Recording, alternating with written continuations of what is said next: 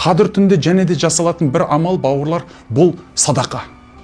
10 күнге садақа бөліп саңыз, аз-аздан болсын, әртүрлі адамдарға болсын, немесе бір адамдарға болсын. Қазір Аллаға шүкір бізде Каспий Голд деген нәрсе бар. Әйтеуір жібере бересің ғой. Мүмкіншілік бар да.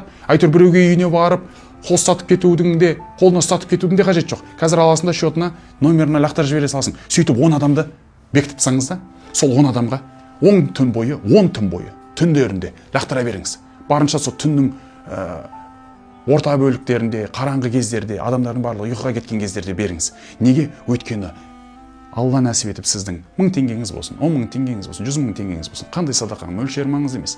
Осы берген садақаңыздың жүректен шыққаны, сол сауапты үміт еткеніңіз маңызды. Енді сол берген кезде 83 жыл бойы садақа берді деп жазылып кетуі мүмкін екен. Өйткені Қадыр деген сүреде Ләйләтул қадри хайру мин альфи шахр.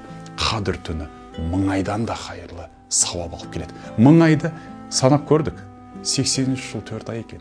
83 жыл деп айта берейікші. 83 жыл бойы садақа берді деп жазылып кетеді екен. Қадір түнде және бір жасайтын амал, жаңа тахаджуд намазын айттық, садақаны айттық. Және бір жасайтын амал, бауырларымыз, бұл Ықылас сүресін 3 қайтара оқып отырыңыз. Әр түннің тереңінде тұрыңыз да Ықылас сүресін 3 рет.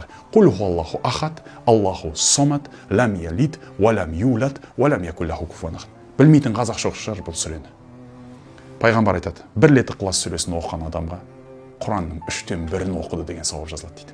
2 рет оқығанға 2/3, 3 рет оқығанға Құранды толық оқып шықты, хатым жасап шықты деген сауап жазылады дейді. Сонда сіз 10 түн бойы осыны 3/3 оқитын болсаңыз, сізге Қадір түннің бір түніне тура келесіде 83 жыл бойы Құранды хатым етті деген сауап жазылып кете береді, машалла.